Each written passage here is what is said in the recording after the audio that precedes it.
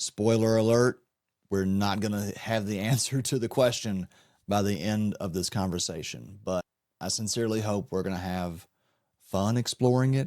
I'm going to do my best to have a good time exploring this subject that I have been exploring all of my life, and I hope that you walk away with maybe some new ways of thinking about it. This is, I believe, one of the most important subjects, and I would like to acknowledge that it's one that I have been kind of afraid to address for a very long time. So while my format is still developing, it feels important and valuable for me to just get out there with this.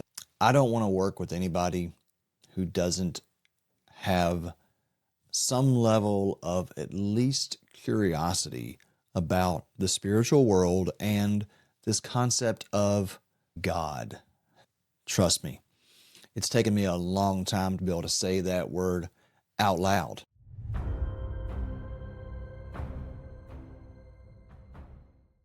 I grew up Catholic, a very, very devout Catholic. I mean, I was altar boy from the earliest, second grade. As soon as I could be an altar boy, I was altar boying because I wanted to serve God. And the first crack in my faith really happened in fourth grade when I was told there was no such thing as Santa Claus.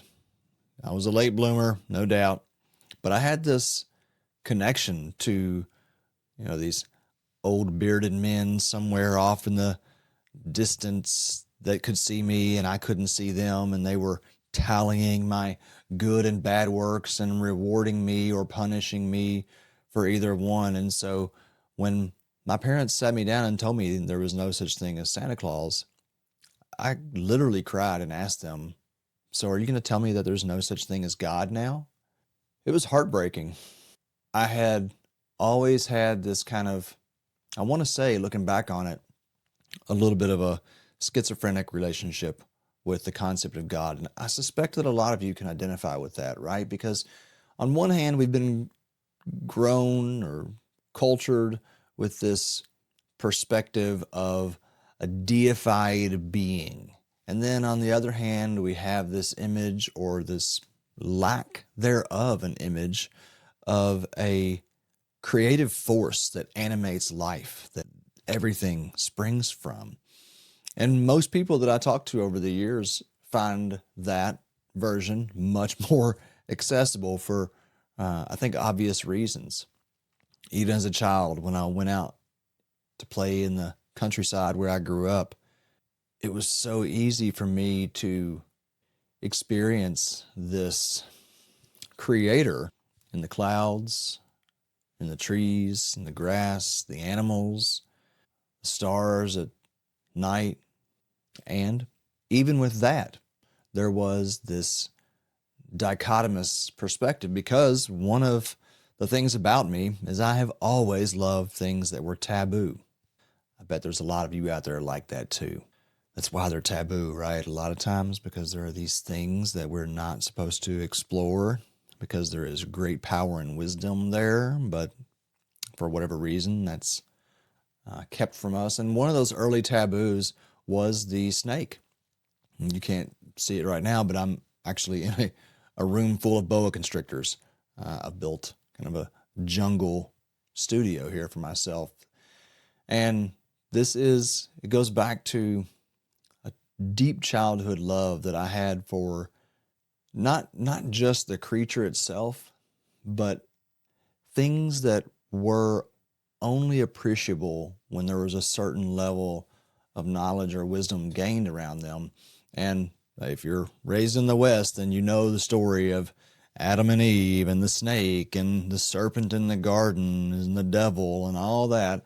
And growing up, parents of friends, even I think my own mother, though she never said it, I think she was very concerned about my love for snakes.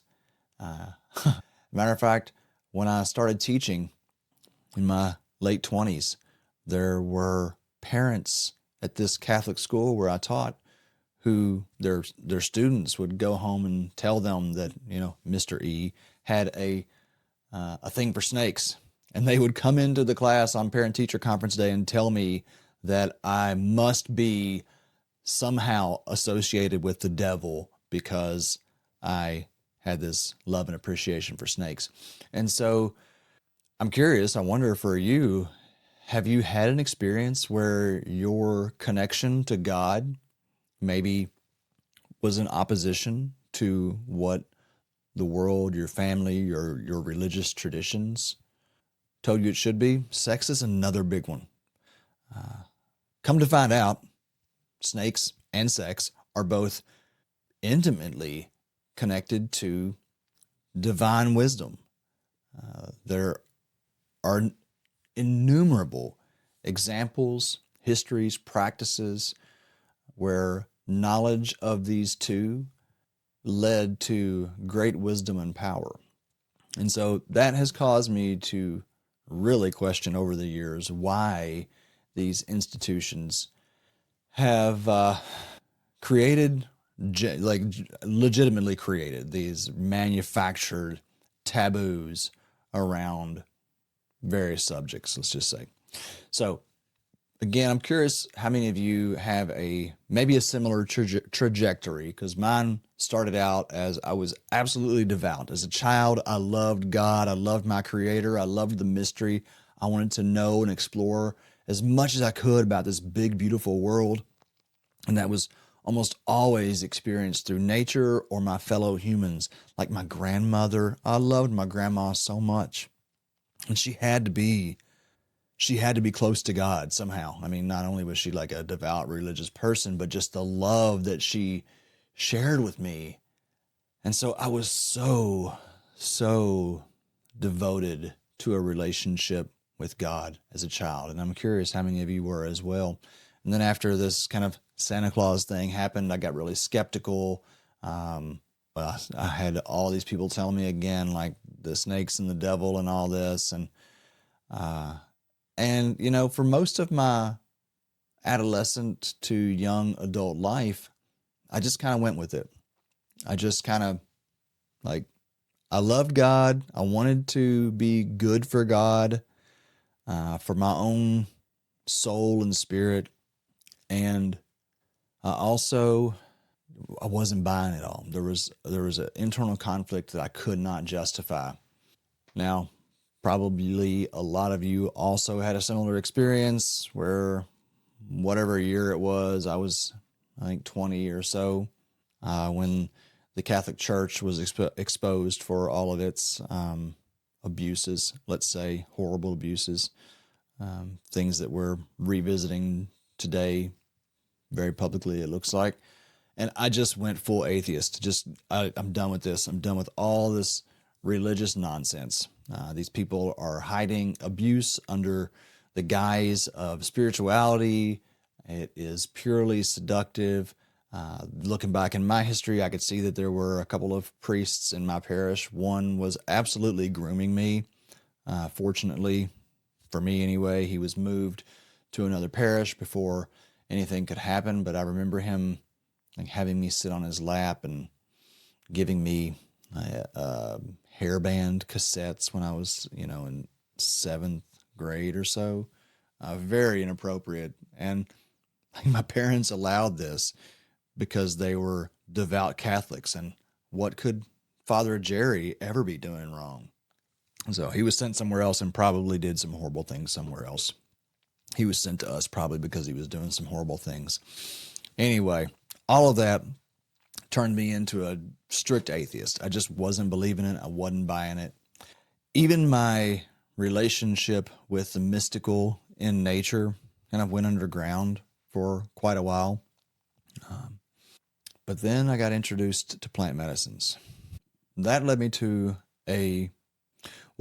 experiences that the religions were always teasing me about. This ability to talk with God, these mystical experiences of profound revelation, this sense of oneness with the universe and everything being perfect and everything being in God's plan and made of God's love.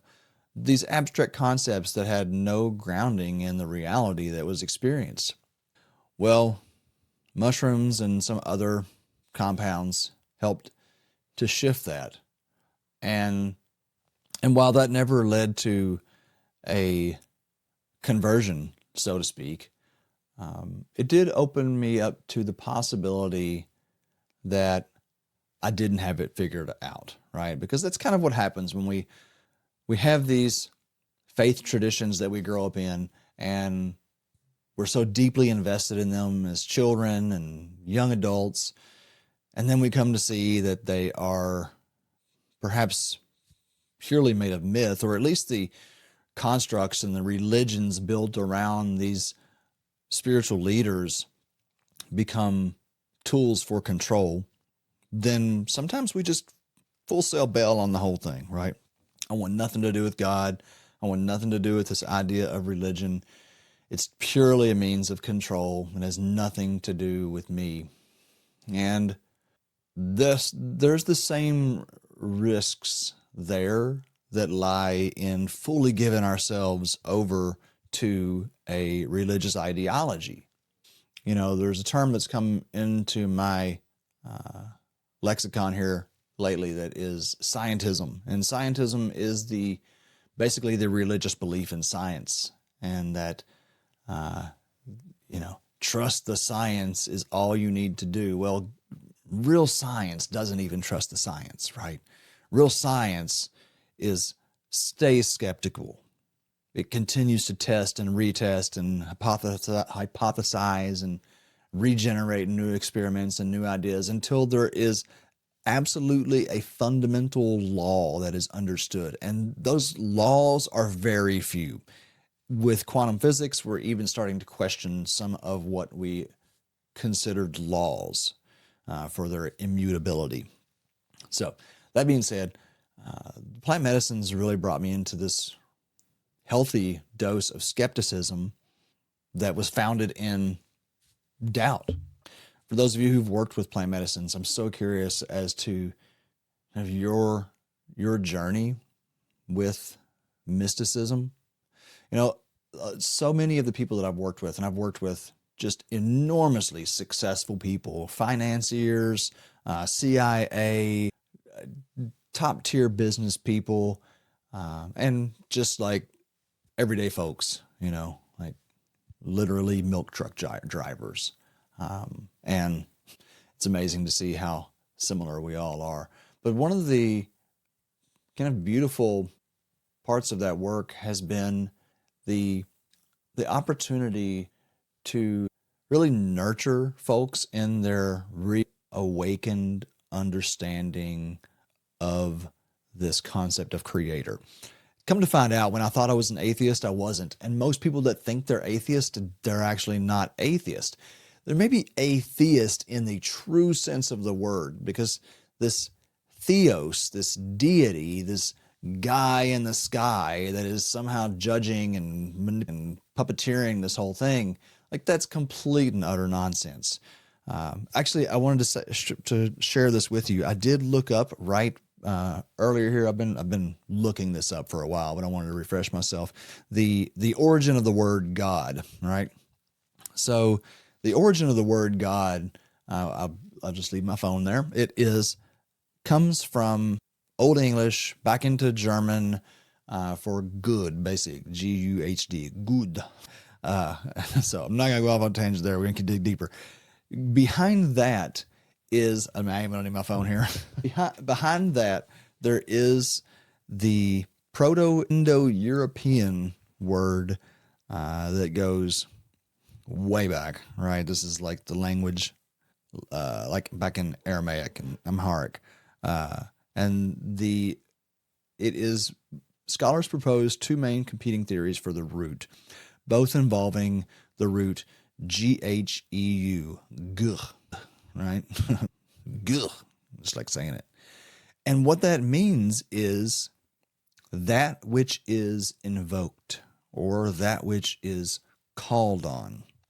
Now, that's a whole different frame for this concept. And I suspect that most or many of you are able to identify with that to a much greater degree than this depiction of a being, particularly a man or even woman, really, for that matter, that is like, again, puppeteering that which is called on, right? It's like the mystery that all of this comes from. That's one of the reasons why when I started studying a variety of spiritual paths, the Tao Te Ching and Taoism itself was so appealing to me, because the Tao Te Ching, the 2,000 plus year old text out of China, the very first chapter says the Tao, or the way, that can be named is not the actual name, or is not the actual Tao, right? The Tao that can be named is not the true Tao. And so there seems to be, don't want to get too blanket statements here, but there very much seems to be a thing that all of this comes from. And even thing is it's a idolatry in a way, right? There's not a thing that everything came from. There's more like a nothing that everything came from, except there can't be a nothing because a nothing is still a thing. So there is this source, unknowable source, that all springs from, that we cannot see, yet we can somehow know through, I think, primarily through each other. And I know that is a very difficult concept to believe or experience maybe right now. But again, go back to grandma, if she was good. Find a person that you love. Find the innocence of a child.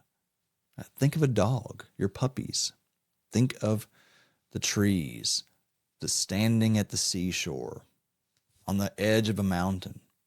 There is majesty and mystery everywhere that I am right now talking into multiple devices that were the products of imagination from some human being that came from some other human being that came from some other, the endless mystery from which all things arise. And now that imagination is a really important component of this that we will not dig into too deep today, but just sit with that for a moment. That everything around you, even if it's the plants behind me, right? Like, they are natural, but they are where they are because my imagination created this vision, or I somehow harnessed this vision from the creative imagination, and then with my hands brought it into being. There is an enormous and beautiful mystery there. And like I was saying, having this incredible privilege of supporting so many people through powerful, transformative experiences with the mushroom in particular, I have been able to observe and study, and I have studied that space for tens of thousands of hours. You will have a very hard time finding anybody on this planet who has spent as much time observing that space, particularly in the group setting, as myself. And I have learned so much. I don't say that to boast, but I want it to be clear that this work of mine has not been simply one of supporting folks through transformation, which is, if it were, that would be, way more than enough, because I've seen just miracle after miracle after miracle. But ultimately, my work has been about studying consciousness, studying the manifestation of consciousness, which is first and foremost the human. And what I have seen in my own personal studies correlates to what is finally beginning to be spoken of in some of the most advanced science research on the planet, is that everything is truly connected, that there is no such thing as coincidence, that everything that's happening is exactly, perfectly what is meant to be happening. It is perfectly orchestrated in this moment to be happening just as it is, in order to give life to the next moment. There is incredible mystery and wonder in that. I would invite you just to consider synchronicities for a moment. Carl Jung talked about synchronicities quite a bit. This is a term that has become very popularized.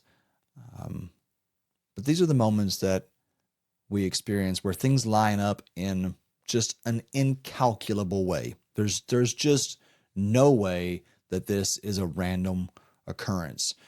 I can think of a lot of different examples. They often have to do with, meeting other individuals at times and places and connections and whatnot.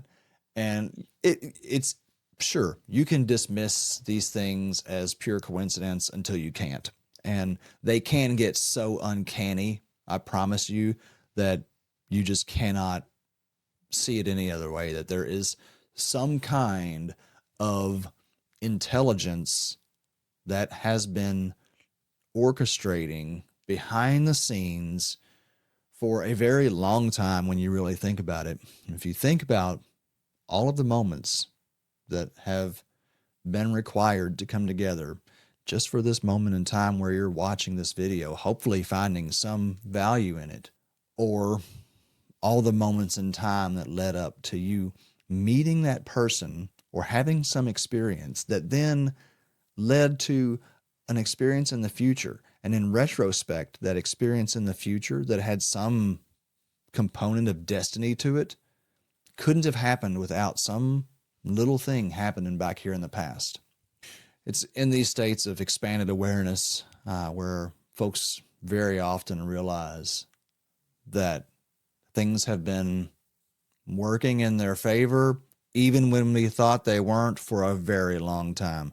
As a matter of fact, this whole notion of trauma recovery, a lot of it ultimately comes down to realizing that whatever happened in our past was happening for us and not to us. And I know that's impossible for some folks to fathom at a certain level of awareness, and that's okay. You'll get there one way, one day or another. You will get there. I've seen it too many times. I have seen profound traumas that you cannot imagine being subject to, and those individuals coming to realize that had that experience not happened, that almost literally there's one I can think of in particular, it did kill her, and she came back. She was resuscitated, and she had an experience on the other side before being resuscitated that led to an awareness that she brought forth 30 years later to impact the lives of her own child and so many others. So science is studying synchronicities. Science is studying the very basic fundamentals of existence, the realities that everything is connected, like quite literally everything is connected on the subatomic level. Science is studying the reality that, the best that we can tell it right now, everything springs out of nothing. And this is an interesting place for us to be in, because it ultimately leads us back to not that religions are right, but that both come to the same conclusion, and that is that everything sprang out of nothing, that we do not know where we came from or how we got here. Yes, we have the Big Bang. Yes, we have God made it. God said, let there be light. But beyond that, we can't get. There's an amazing physicist I've been reading a little bit here lately. His name's Thomas Campbell. He wrote a book called, what is it? My Big Toe, The Complete Theory of Everything. Toe, T, there, up, everything. Anyway, he's you often find that these particle physicists, quantum physicists, end up with a significant sense of humor, similarly to those of us who work long time in the plant medicine space, because we ultimately see that like nobody knows what's going on. This is like, it is like a big game that we're playing with ourselves. And it's not even us playing it with ourselves, it's consciousness playing it with itself. And one of the things that Thomas Campbell talks about is becoming aware that everything is so perfect down to the most minute, like measurable scale. Everything functions so perfectly that there has to be a creator of some sort. There is no randomness, like on no levels. Even what we think are random events are not random. And so to consider this concept of whatever it is that is put things in motion and they are moving so perfectly, everything is interconnected, supporting each other. And again, like I know it does not look like that most of the time. We look out here in the political world, we look out here in the social world, the health and wellness world, there's so much polarization and upheaval, and it just feels like things are falling apart. And the truth is sometimes things do fall apart so that they can get put back together. And you can probably see in your own life times when you thought everything was falling apart just to come back together more beautifully than it ever could. Albert Einstein says, a famous quote of his is, one of the most important questions we can ask ourselves is whether we see the universe as a friendly or an unfriendly place. I really want to invite you to sit with that. Why would one of the most studied, accomplished scientists, physicists in the world say one of the most important questions we can ask ourselves is whether or not we think, not whether or not it is, whether or not we think the universe is a friendly or an unfriendly place. I think that there's a lot to dig into there, which comes down to this. Ultimately, this conversation always leads, for me anyway, to consciousness, to awareness. Even to now, I'm beginning to understand that the conversation of free will is a very important component of this conversation. That's only, again, because I've been studying science. It's so amazing to me that even the mystical has never yet been able to satisfactorily answer the question of free will for me, which has been the main tenet of spiritual traditions, is that humans have free will. Well, science in many ways has shown that that cannot be true. There's a function in the brain. It is called, oh gosh, I just was writing this down the other day. Anyway, scientists have been able to measure synaptic responses to decisions up to 7 seconds before a decision is made. So up to 7 seconds before I decide to reach over here and grab my coffee, there has been a firing up in the old noggin that knows it's going to happen. All right. So I think that I have free will, but my conscious mind has not even decided to do the thing that's already in motion. How amazing is that? And it seems to indicate that free will doesn't exist. Well, this is where it gets really beautiful.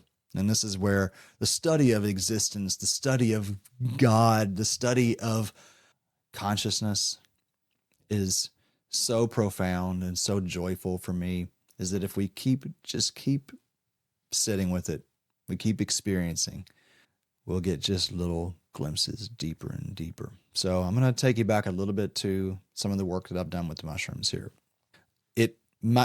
I first began to strongly question free will working in the mushroom space. Synchronicities, things that happened that, particularly when conscious minds have gone offline. And, with these plant medicines, there are times when the conscious mind does not seem present, and yet there still is physical activity, there is still speech, there is still some intelligence that is moving through. And yes, we can just call that the subconscious. Subconscious operates 95% of our lives. But even still, whatever you want to call it, there is this happening without our awareness. There are these things that happen, choices that are made that happen without our awareness, yet have a obvious or just apparent connection to the much bigger picture. It's really like, if you think those experiences are hard to put into words, studying those experiences is very challenging as well, especially observing, 10, 15 people at a time, which has been kind of my specialty. I've specialized in high dose work, group settings, and I have witnessed some incredible phenomena.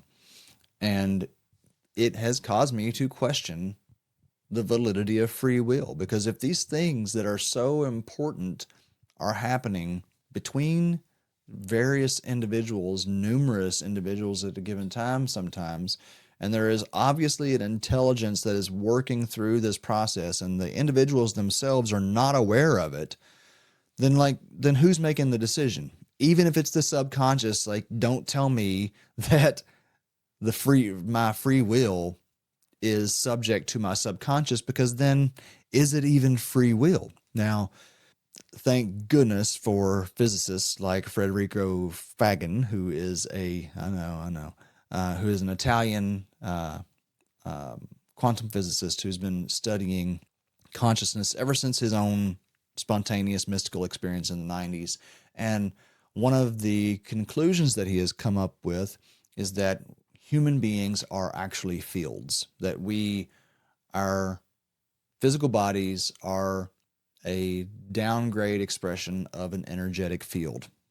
Maybe I'm making an assumption of you right now. It seems like that just makes sense to me. We know that everything is energy condensed to a slow vibration. Human beings are energetic creatures. This is how I understand spirituality, not as some necessarily like ethereal ghost being, but an energetic being. And that energetic being can be felt. When someone walks into a room, you can feel them. Sometimes you can get so tuned into it that you don't even have to see them. You can just feel their presence. What is that? That's their field impacting your field. Okay? I have just a whole litany of stories that I could tell about experiencing the field of other humans in these mushroom spaces that I won't go into now, but that is something I have studied in great depth. In the first place that I've ever heard a real scientific quantification of this is in Frederico's work. It's spoken of in Taoism, which Taoism is this kind of religious spiritual science, I would call it that. There are avenues of Taoism that get very religious, and then there is Taoism that is purely a spiritual science, trying to understand. Got a bunch of books over I'm looking at. Trying to understand the mystical, energetic nature of the human. And so Federico has developed a theory that he says is provable. He says he's working on some experiments that he can prove this, that free will does not happen at the physical state, that free will happens in the field state. So I'll hopefully develop some videos around this a little deeper in time, but just think of it in terms of this notion of the higher self, right? That we have this higher level self that is more aware of who we are, our true nature, our life, and why we're here than our conscious self. And there is this kind of gray zone between this field self, the subconscious, and the conscious mind. And the subconscious is not actually making the decisions, but the free will is happening on the level of the field state. And if you start to explore this, especially those who are looking to have transformation in their lives, then it helps to understand why, when we let go, when we stop consciously trying to force change in our lives, we are able to create more change in our lives. Hear me? That the higher self, the field that is the truer self, knows what is best for us and wants what is best for us through conditioning.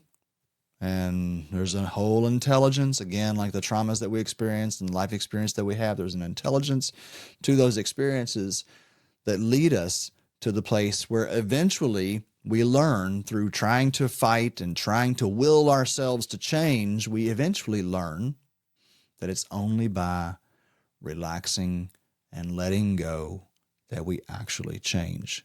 We allow that field state to emanate the choice of change into our lives. And so I want to encourage you, if you're still with me here, thank you so much. Relax into your change. Give yourself over to your bad habits for a little while. You'll eventually see by doing that they're not what you really want. They may be what your flesh thinks it wants, but your higher self doesn't. This field of information that you are, that has been forever. Now, all right, the last thing, this is such deep stuff, and I really appreciate those of you who are with me and are trying to follow this and hang with this. It's deep, there's no doubt, right? Now, the field self, how do we know free will exists in the field state prior to the conscious self? Well, the Big Bang, the creation of all of existence, when everything came from nothing, that was the first moment of free will. So free will existed before the conscious mind did, or the conscious human mind did. And that consciousness that chose to separate itself out into the many, as all of the mystical traditions state, the Tao, the Rig Vedas, the Upanishads, the Bible, all of it, same thing. Quantum science says became aware of itself through reflections of itself. That was the first experience of free will. Now, like Thomas Campbell says, like, consciousness can't get behind consciousness. Consciousness can't understand consciousness. So there's always going to be limitations to our understanding, which is one of the things that I think that in our exploration of God, our exploration of science, we just have to come to terms with it. There's just going to be stuff we don't know. There's just going to be a point where we have to say, I don't know. And ain't it beautiful? Because it is. It's beautiful not knowing. We need mystery. This is why ultimately it's so important that we explore the concept of God, because we need mystery. So much of our mental health issues come from this presupposed knowing. I'm a Virgo. I think I know it all. I'm happiest when I know that I don't. Last thing I'll touch on. This is where consciousness, where free will, where awareness comes into the truest knowing of God. And again, this is what all of the mystical traditions say. This is what science, quantum sciences are coming to say, is that God is I am. Hold on. What? God is I am. I know it's if you're like me, you don't want to necessarily admit, or you might have had some problems at times acknowledging that the Bible was right. I'm not saying it is everywhere, but that on the mountain, Moses talking to God, he says, who do I tell him sent me? And God says, I am that I am. That is you. That is you. You are the creator through your own imagination. I am. Like, that is the seed of awareness. That is the beginning of an awareness of your origin in the infinite mystery. I love in the studies of Kabbalah, I've come up with this teaching. They say that God needs us more than we need God. How can that be? Because God doesn't exist without us. So if you say there's no God, well, for you, there's not. It seems kind of bummer, right? Like, there's no endless mystery. I mean, that's your choice. I doubt you've made it this far if that's your choice, perspective. It might not always be. I'm always open to that. Things change. And just for your own like enjoyment of life, my hope is that everyone gets to this awareness that God is infinite mystery and wonder. And the I am, that we are co-creating God, and that God needs us through our awareness to acknowledge this origin of all existence and all mystery. It is all wonder. And science is also showing that this experience this of wonder, and this experience of the mystical leads to health, wealth, and happiness that may be hard for some to get. The wealth part has been the hardest for me over the years. That's the one that was really ingrained in me, that if you're a godly person, then you're a poor person. But it's becoming so much easier for me to see that God, the mystery, the infinite wonder is the source of all, and that to think that there is a finite amount of anything. Look at this world. We have continued to generate and create. And matter of fact, we know that well, I hesitate to say no, but some of us are quite confident that new species, even of mushrooms, possibly are coming to this planet any given day through this phenomena of panspermia, right? Of the intergalactic space dust carrying spores and bacteria onto this planet and helping life evolve and grow. It's so fascinating and so wonderful. So I've talked enough. I want to encourage you to embrace the mystery. If you've made it this far in this video, then there is every reason for you to like, comment, share something, engage with this so that other people will find it and find value here. Because if you're still here, then you must have found value here. And then you can help expose this conversation to more people so that we can think about this idea of God differently. I promise it's going to bring healing. It's going to bring health and wealth and happiness to more and more people. The more we embrace this conversation, the glory and wonder of the mystery, the nameless, the ineffable, that from which all existence springs. Even you right here, right now, in this perfect moment with this video. Thanks so much. I'll see you next time.